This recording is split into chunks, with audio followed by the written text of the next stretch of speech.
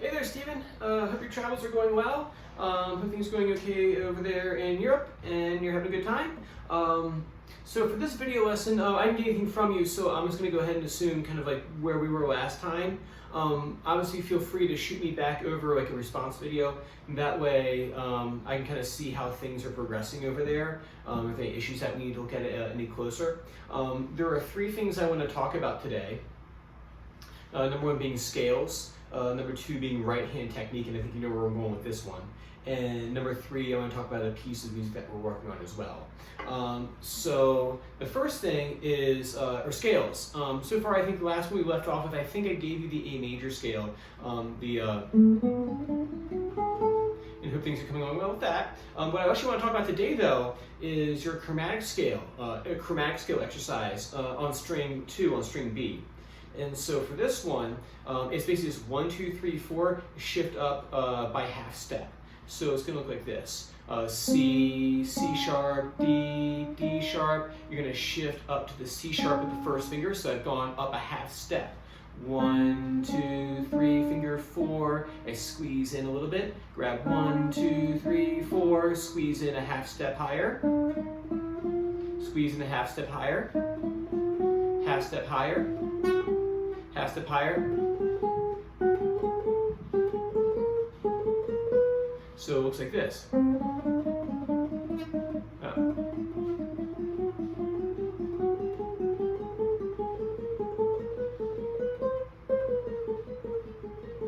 then on the way back down, what I want you to do is 4, 3, 2, 1. You start here on the high B, right?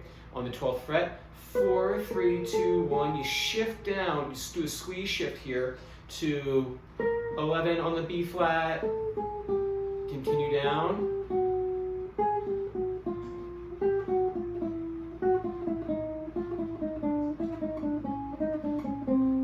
All the way down to the bottom. What am I looking for this one? Is first off, your old friend, rest stroke. I know you love rest stroke, you can't get enough of it. You come in like, Steven, man, you gotta stop practicing rest strokes, but I think maybe for this week, keep doing more rest stroke for me, okay? I know it's your favorite kind of stroke to do. Go ahead and keep doing it for this week. And so rest stroke first, right thumb planted on 5. And when you practice this, what am I looking for? Is that we've been talking about scale your position with the D major scale, with this one here. That one right there, making sure that you're in a scale position, that your thumb is kind of like bunny ears back here behind the neck, and that you're not thumb too far over on this side. Remember, old habits die hard, that your thumb has a habit to kind of come here like rock and roll kind of stuff. Remember, keep that thumb behind second and third finger, I should say. And when you do a half step, your fingers are landing perfectly on the tips. The only one that might not land perfectly on the tip is your pointer finger. That's because of what it is, biometrically. And so when you play with your first finger, you know, when I play with it right here, I'm kind of right here on like this part of the finger. The line is actually, I'm tracing it right here, is right on the edge of my first finger. So that one's a little harder to kind of get on the top. You'd have to kind of lean out a little bit. I don't think that's necessary on here. But second finger, however, will be on the tip of the finger. Third, 4 especially, because we still have a habit of fourth finger kind of coming in a little bit too flat fingered. On the tips of your fingers, go slow. I'm looking for the fingers on the tips, fingers arched, landing in the right spot. So not landing. So it's hard to make this guitar sound bad, but I was able to do that right there, getting a buzz. If you land too close to the left side of the fret, not on the right side of the fret. So when you play this, there you go, let me work on that myself.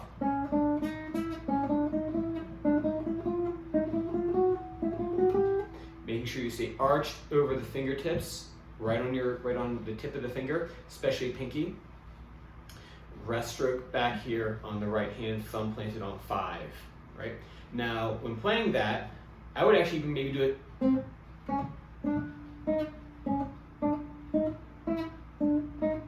doing doing a staccato might be a good idea for you. Other thing with the scales, continue work on your D major scale. Focus on the thumb and hand position on the first string shift, right where you shift from the high A to the B, this spot right here. Remember that it's almost like an illusion that you think that you're in fifth position right here, but really your first finger is hovering over that second fret. And I remember I saw you last time. I remember this was looking markedly better. But I think still sometimes when you get nervous or flustered or something, or not maybe paying quite as good attention, things will bunch up a little bit when you shift, and then things will bunch up here. You want to keep right over top. So you have first finger is still hovering, even though I am playing the fifth fret. My pinky's there. My first finger is still parked over. You don't want to start bunching up over here. And on the shift, my thumb, if I turn around this way and play, see, it all moves as one unit. So when you do that shift, make sure that thumb stays in the same orientation with the rest of the hand as you move up the neck. To be honest with you, I would actually even just, maybe that might just be like your practice for the day, might be, or for your D major scale that is, going from here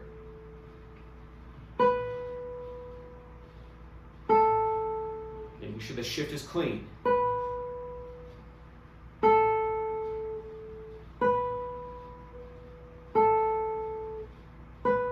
Right?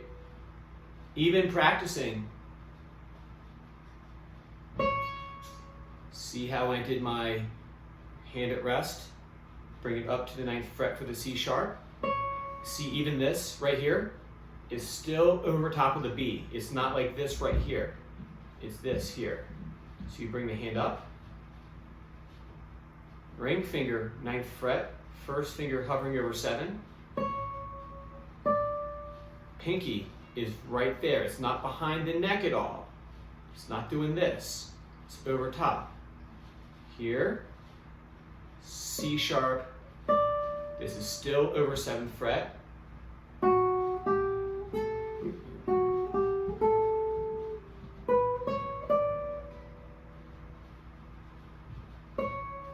See?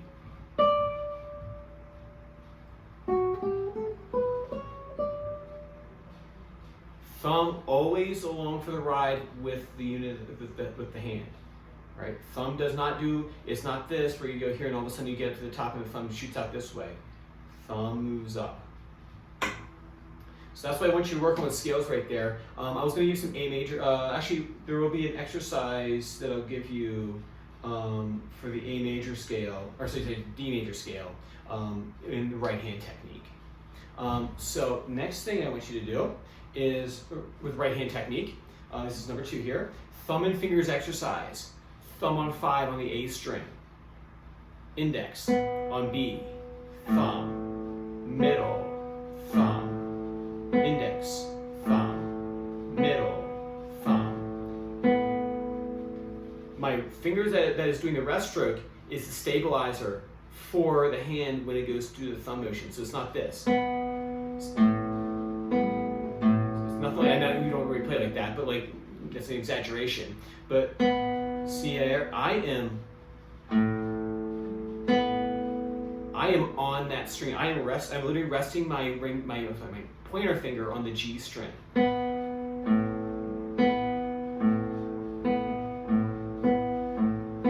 It is there. It is resting. It is ready. It's there, holding the hand together.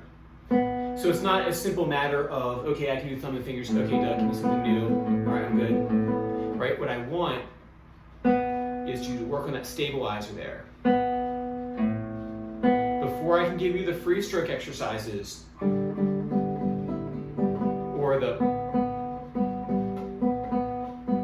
that kind of stuff where you start blending between rest stroke and free stroke, I need to see that you have that stabilizer there in place, right? So thumb and finger exercise, free stroke thumb, rest stroke I and M, index and middle act as stabilizer on the G string. It's still there. Uh-oh. I'm making big motions, but I want you to see.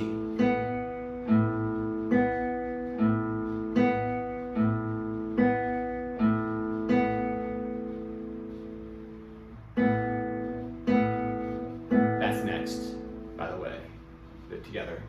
But I gotta make sure this is all working functionally first.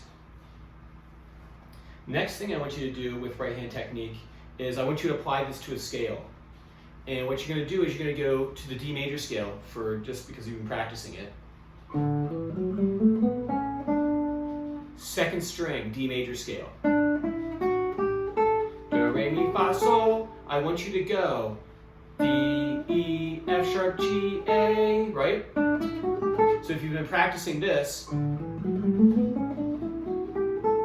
shouldn't be that difficult for you in terms of just knowing where the notes are. We're just playing do, re, mi, fa, sol on strings 2 and 1 on the second position. Now, remember we were just discussing thumb and fingers exercise. This is the application of it. This is the other one was a technical application. This is like a little study on it. And so what I like to do with students on this to kind of get them used to playing a melodic line with thumb and fingers with that anchor point provided either by index or middle finger is by going.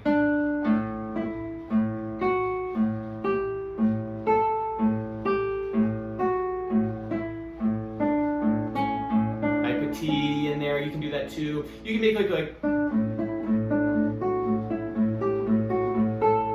make up little patterns if you will get bored one day or have a couple glasses of wine in France somewhere after your long bike ride. Make sure to have one for me though. So as long as you're not like so gluten free, I know. Didn't say anything. Is there gluten in wine? I don't know. It's beer. Is there gluten in wine? I don't know. Or grapes.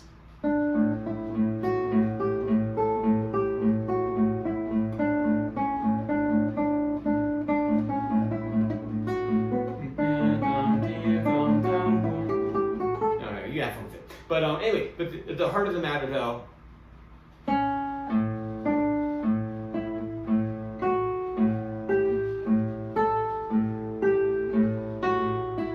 what you can do too if you get bored is we've been talking about that these, I know these pieces are easy, seems like it, but when we play them, we have to be able as musicians to take the most simple melody and make it beautiful. And if you go, okay, here are the black dots on the page, I've realized them, they are there, I play them, right, great. No, when you play these simple lines, you have to.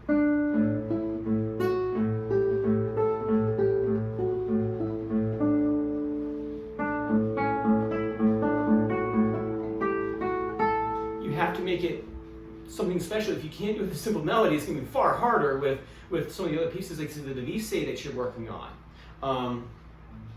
So with your D major thumb and fingers, where am I?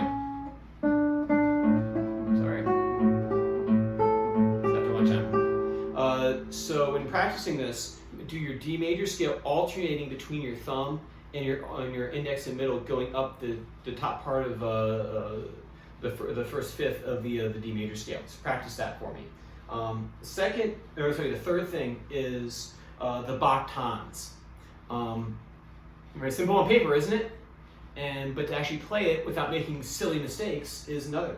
And plus, this thing is chock full of great information or great things that'll certainly come up in the pieces that you're working on. And this is a great training ground to practice those techniques. That way when you go show Dr. Simon how much you've progressed in 1 year, I want him to be floored when he sees your right hand, your left hand, and how well your rest strokes have come along. So with this, the Bach tons, I always ask, how well do you really know the melody? Right? I know you can look at it on paper and play the notes, but how well do you know the melody? Can you sing it? Can you visualize where it is on the fretboard? Can you play it in your mind's eye? Because that's really the cause of silly mistakes. Why I think of this is because the other day I pulled out a piece I hadn't played for a while, and I knew the piece by muscle memory. I didn't know what chords they were. And so what I realized is that I got to go back again and like first off like maybe spend some time with what are the harmonies. Can I sing the melody line? It was like this with the Mon Po, the Suite Compostellata. I want to pull that back out again because I hadn't played it for a long time, and it's a beautiful piece. And I always want to do the whole thing. I've made it think I've done the prelude, but the whole thing is beautiful. And I realized that when I learned the suite, the prelude,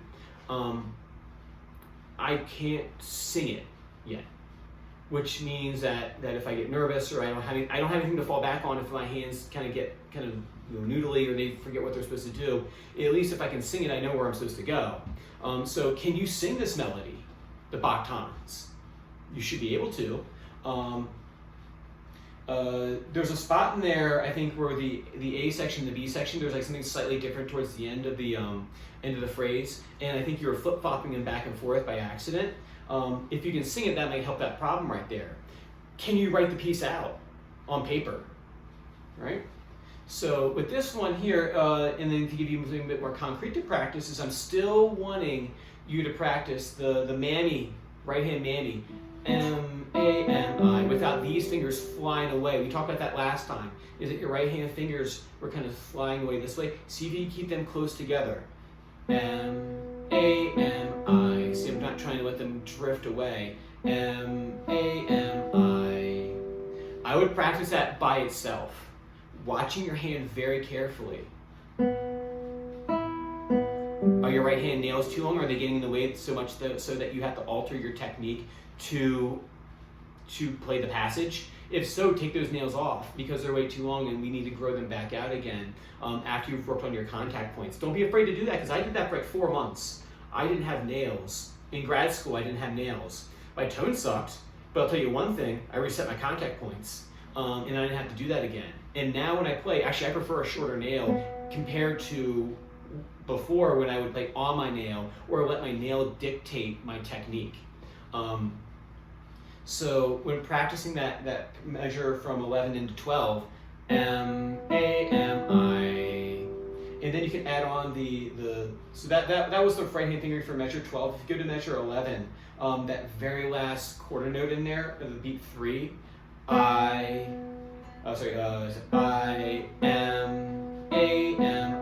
I would put that in there too. I-M-A-M-I. And then with the left hand, scale your position on the I, turn, M-A-M-I, keeping everything down so we actually have a chord there. Bum bum ba da dum ba da da da da da da dum bum bum ba da dum. See that there I combined my A major scale with the technical challenge or the preparation for the Bach tones. That way I can practice going A major scale is scale your position, and then I go to I-M-A-M-I, so I can practice kind of swirling through.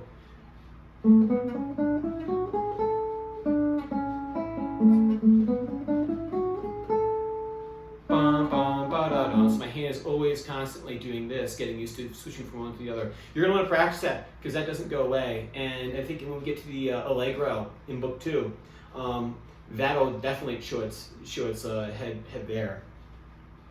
All right, cool. Anyway, so I want you to send me a video back with some of this stuff in there so I can kind of really monitor how things are coming along with it. And if you're up late one night and you're in wherever over there and you want to actually do live, feel free, and we can do video chat across the ocean. So cool, man. That's why I want to talk about those 3 things: the scales, right hand technique, and the Bach tones. The Bach tones is so important to the rest of this. And then I think I sneakily gave you today the next piece. You won't realize it until I have the next video lesson. I don't want to ruin the surprise.